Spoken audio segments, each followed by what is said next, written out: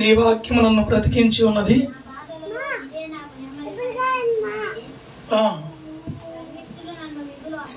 చాలమ్మా చాలు. నీ వాక్యము నన్ను బ్రతికించి ఉన్నది, బాధలలో ఇదే నాకు నెమ్మది కలిగించుచున్నది. దేవుని వాక్యము మనుషులను బ్రతికిస్తుంది. అదే వాక్యము వారి బాధల్లో నెమ్మదినిస్తుంది.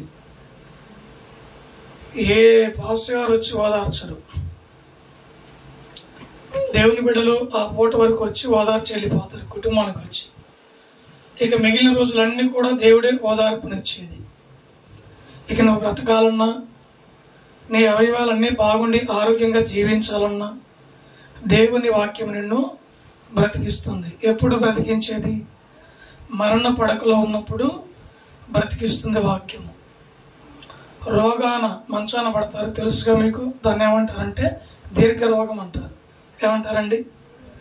2-3 రోజులు ఉండి తగ్గిపోయేది రోగం అంటారు. వారం 10 రోజులు ఉండి తగ్గిపోయేది రోగం అంటారు. 1 నెల 2 నెలలు ఉందనుకోండి, దాన్ని దీర్ఘ రోగం అంటారు. ఆ దీర్ఘ రోగంతో మంచాన పడినప్పుడు ఎవరు దగ్గరికి రారు. అప్పుడు ఇటు కన్నీళ్ళు ఇటు వెళ్ళిపోతుంటాయి, ఇటు నుంచి వెళ్తాయి నీళ్ళు, ఇటు వెళ్ళిపోతుంటాయి. అప్పుడు నిన్ను బ్రతికించాలన్నా, స్వస్థపరచాలన్నా దేవుని వాక్యమే బ్రతికిస్తుంది.